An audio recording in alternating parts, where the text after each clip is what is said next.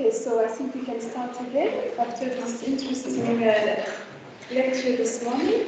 And right now I'm happy to introduce Yelena, Sesselja, Helgadóttir, who's joining us from Iceland. And we are listening to you. Good morning. I'm presenting from Reykjavik, and it's really early morning here. My institute is still closed, so I'm presenting from home.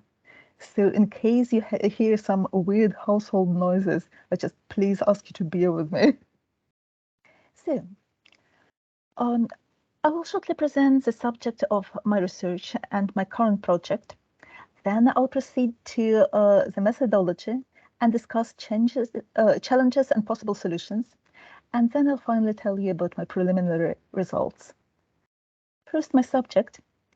That's a genre of Icelandic folk poetry named Þulur, and I designated them as post-medieval Þulur, or PMC, so that they would not be confused with Old Norse Icelandic Þulur, which were a very different genre of poetry.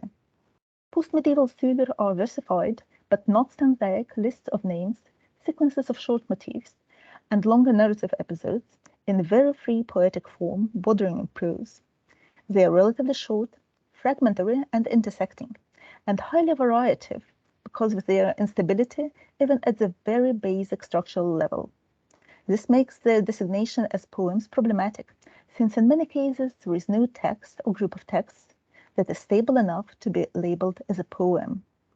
If we have, for instance, text A that contains stable structural units A, B, C, D, and text B containing units, say, A, B, D, E, F, can they be identified as the same poem? Well, a great majority of manuscript texts of post-medieval Þulur are unedited and undigitized. The situation with the audio archives is better. The audio files, together with metadata, are available at ismus.is. In this project, I work with the structure and composition of Þulur. Research of their metrical form, also using quantitative methods, is in my doctoral dissertation and in a number of articles.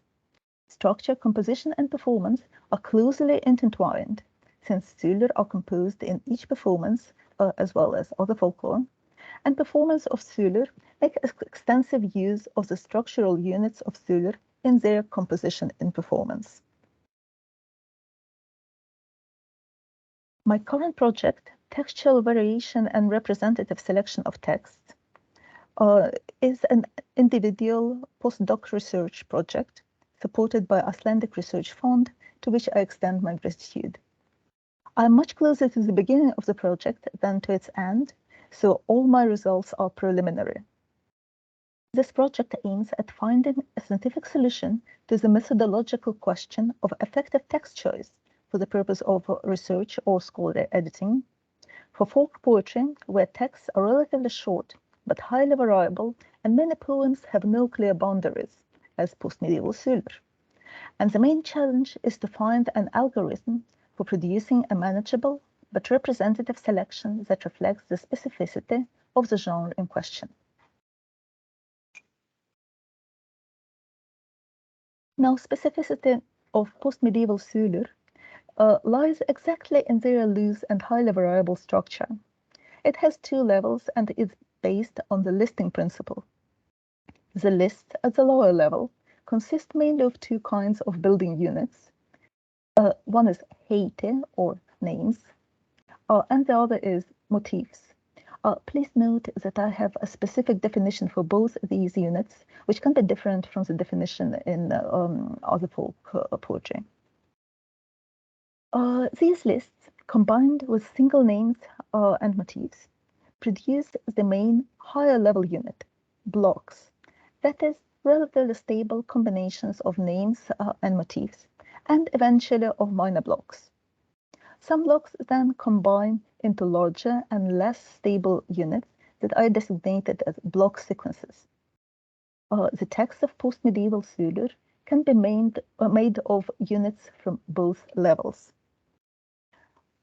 This scheme is not of a real text, This is just an illustration of what a Sesselja can look like, and this would be a really large text.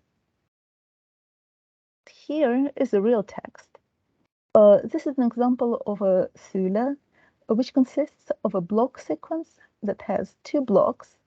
Each is made of an introductory motif and a name list.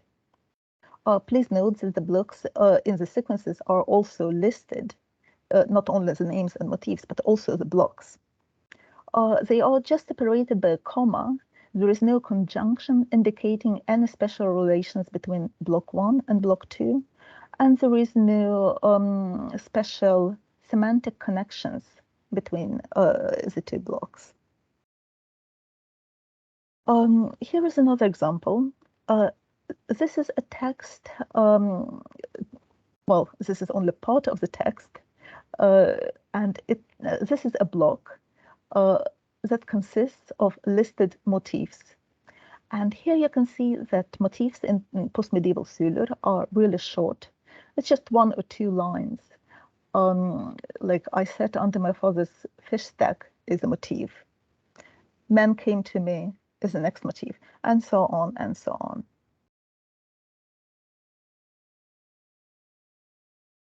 Now, the listing structure is one of the most specific features of post-medieval Sesselja.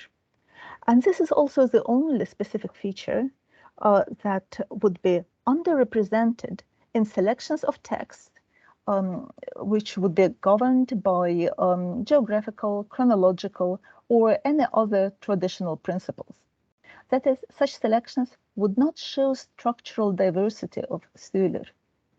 Hence the idea of making the structure central in selecting texts, not least because in the case of post-medieval Sesselja and other folk poetry with unclear poem boundaries, but chiefly consisting of a limited number of structural units, such as post-medieval Sesselja blocks, and when the units have much clearer boundaries than the poems, then a manageable and representative selection can be based on the typology of these units, rather than on the fuzzy typology of the poems.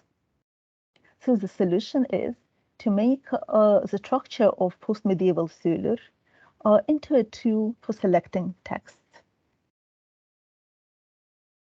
I argue that the text selection which most adequately represents a useful overview of highly variable texts, such as post-medieval Sesselja, while also reflecting their specificity, should be based on the most typically encountered variants of each structural unit of PMC, primarily of each block. Temporal and geographical criteria could be applied as second and third ones. In the case of post-medieval Sesselja, the very, very minimal size representative selection could be based on one text of each of the roughly 50 blocks and their subtypes that are already identified in my dissertation. Each text should contain the most common variant of the respective block. The most common variants are identified using frequency analysis. Now we go to the frequency analysis. It consists of 2 steps. First, encoding the block in question throughout the post-medieval Sesselja text corpus.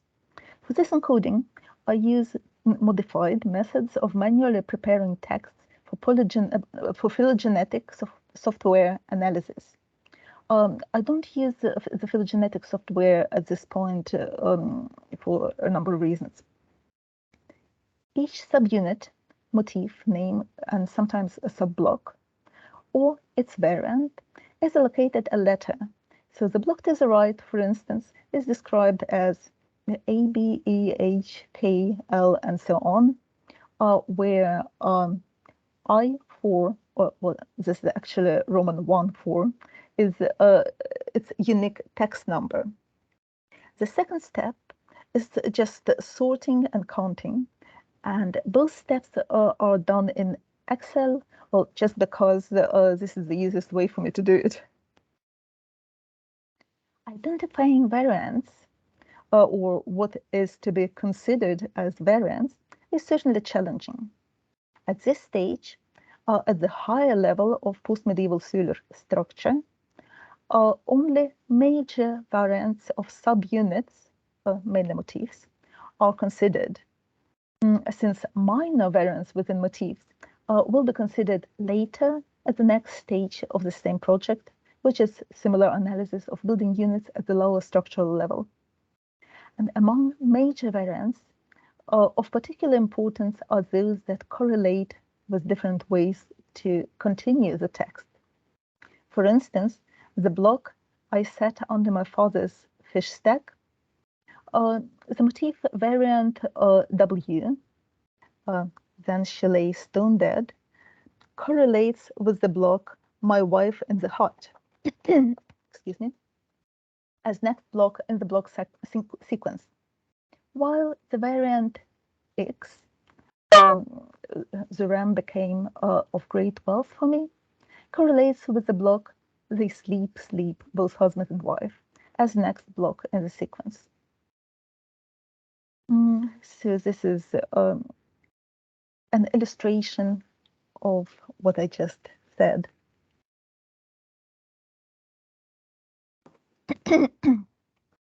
I apologize for my voice. It's early morning, so this is my morning voice still. In any way, I can propose the following algorithm for selecting text. Starting with a corpus for analysis, which is around 2,500 texts, and a list of roughly 50 most frequent post-medieval cellular blocks. Then we can take as step 1 the whole corpus of post-medieval cellular under consideration, and I stress the whole corpus, is reviewed in order to identify the text containing the most typical textual variants of each of the roughly 50 blocks occurring most frequently in post-medieval cellular. The procedure is as follows. I take the first block from the list. It's the most frequent one. And first, identify the most frequent subtype, if the block has subtypes at all. Then identify all the post-medieval cellular texts containing that block or the block subtype, respectively. Then I identify the most frequent variant of the block. Then identify all text containing that particular variant. Then I choose the oldest of the texts and move it to the corpus that I designate as corpus A. And finally move the rest of the text containing the most frequent variant of the block or of the block subtype to another corpus that I designate corpus A asterisk. This should result in a coarse selection of probably 50 to 100 texts representing each block and their subtypes, which is corpus A, as well as in corpus A asterisk containing texts other than the oldest one, but still representing the respective blocks and their subtypes. Now, as step 2 to 4, I return to the whole corpus of post-medieval cellular and review it through similar procedure in order to identify the text containing the most typical variants of, first, essential motifs and short combinations of names, or hating. This is the units of the lower structural level. And second, the most typical variants of block sequences, which are larger units than blocks, as we remember. The resultant selections, which are corpus BM, corpus BH, and corpus BS, respectively, will then be compared to corpus A, and it will be updated in order to maximize the number of motifs, name lists, and block sequences represented there. As step 5, the output of steps 2 to 4 is compared to the corpus A which will then be updated with non-repetitive text from these three corpora. That is BM, BH, and BS. The questions that I pose, the main question is apparently to which extent the corpora resulting from steps 2 to 4 will overlap with corpus A. I assumed that the corpus resulting from the analysis of all the blocks, that is from step 1, but previous to step 2 to 4, this corpus would also be representative of most of PMC block sequences and some motifs and frequently occurring name combinations. But whether this is true and to which extent is one of the questions. Then, in some cases, one and the same post-medieval pseudo text composed of different blocks might be considered as being representative of more than one block. How often this will happen is another question. And this might also give possibilities to decrease the minimal number of texts required to represent all blocks, although possibly at the price of taking younger text than I originally intended.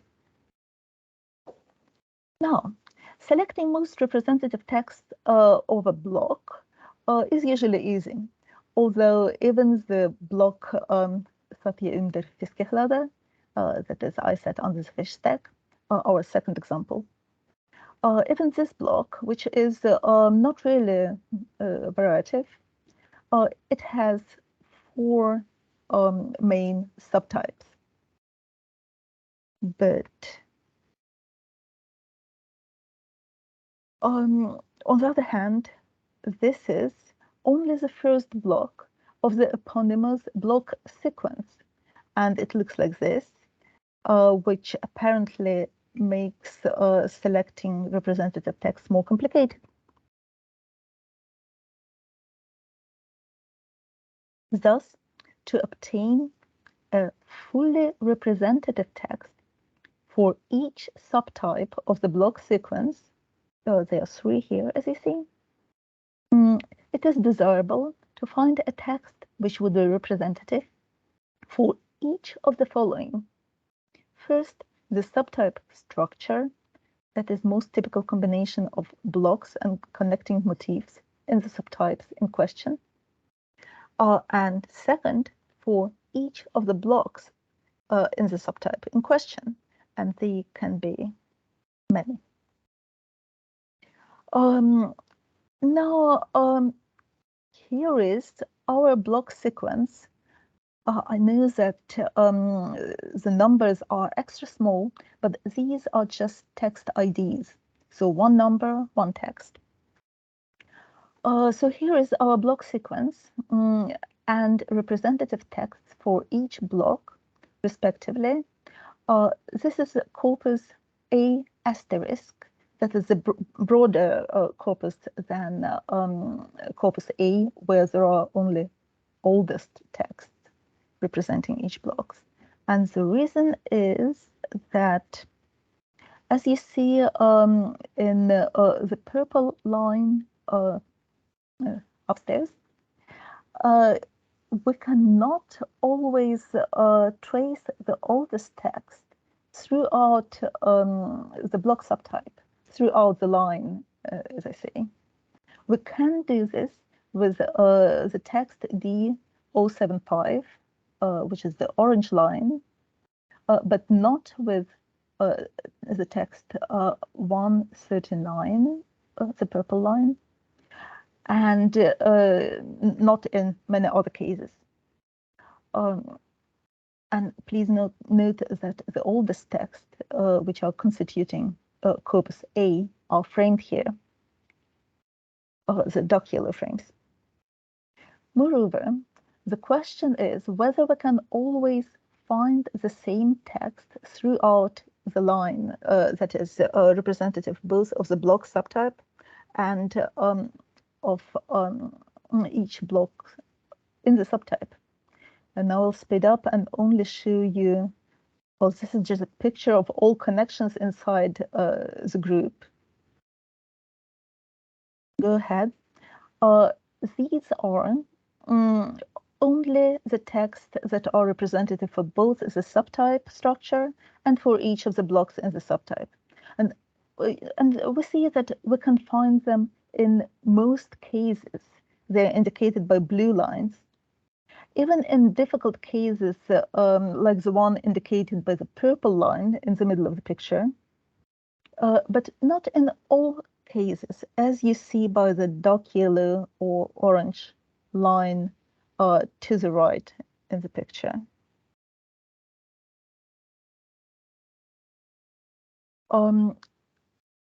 Moreover, the text which is representative both for the subtype structure and each block is only in some cases the one from the corpus A, that is the oldest of the representative texts.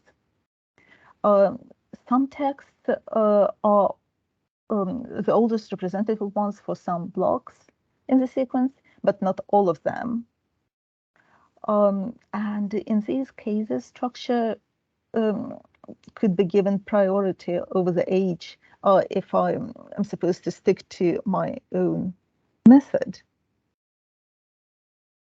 Move to my preliminary results. First, every major block in the sequence has a representative text, albeit not necessarily the oldest one, that is also representative for the structure of the respective subtype of the sequence and for each block of that respective sequence subtype. Second, the same is also true for about 75% of the subtypes of the major blocks, although the subtypes of the major blocks do not necessarily have a matching representative text in each subtype of other blocks. As to the questions mentioned above, that is, whether the corpus resulting after all the blocks have been analyzed will also be representative of most PMC block sequences, the answer is apparently positive, judging from this one, but large, sequence. The oldest representative texts of the block and their subtypes, which are part of this sequence, that is, those texts that belong to corpus A, also represent all the three main subtypes of the sequence, as we can see here. The dark yellow lines show this. So updating corpus A, which already consists of the oldest representative text of each block, with text representing the sequence, thus seems unnecessary. And the second question, well, I do not have numbers ready, but one and the same PMC text composed of several blocks is apparently quite often representative for more than one block. For my preliminary results, thank you for your attention and for your patience.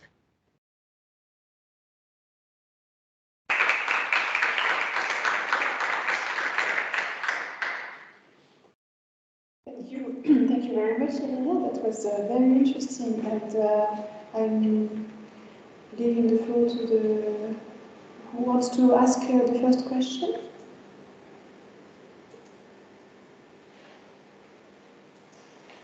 In that case, I will be the one starting.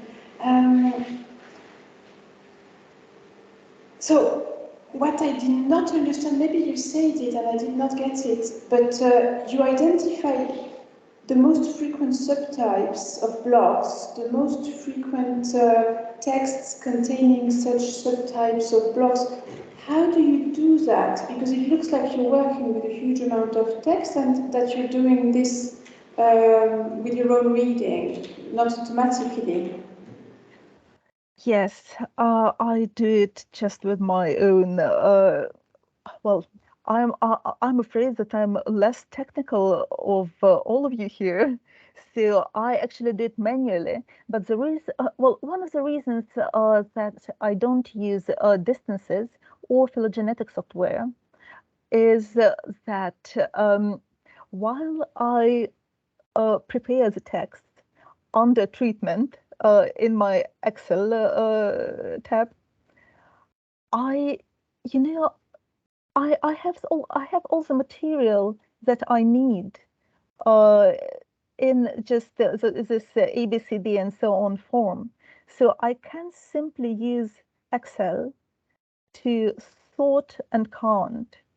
And I have a, well, I know it's weird to say, but I find that I have a better feeling for the text and for the structures if I do it on my own self with the help of Excel. The phylogenetic software is not quite, well, their algorithms are not quite clear to me, which is not surprising just because of me, not algorithms. But my father is a mathematician and a programmist, and he does not find those algorithms clear either, which is for me, an alarm. That's the second reason why I stopped using phylogenetic software. But I can still use it just to check, my own results and my own feelings about the structure. But if someone knows of a good manual solution that could help me, then I would be really grateful. So if I can ask a second question very quickly, because we're running out of time, but there is something I didn't quite understand, and maybe it's linked to the shape of your text, and I didn't get it, but it looks to me like you're trying to find representative texts of certain blocks types.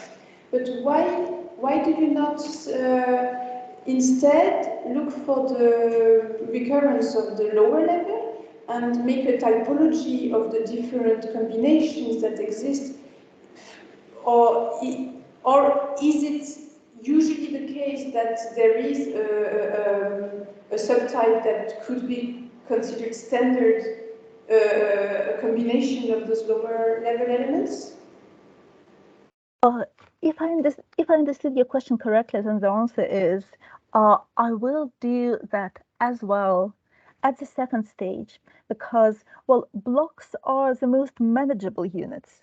They are just 50 something. Block subtypes are more numerous, but they're still manageable.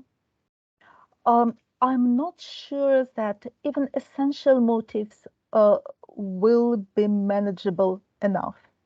That's why I decided to take them as stage two. But of course, on the other hand, when I'm making block encoding, what I encode is actually a sequence of motifs and name lists.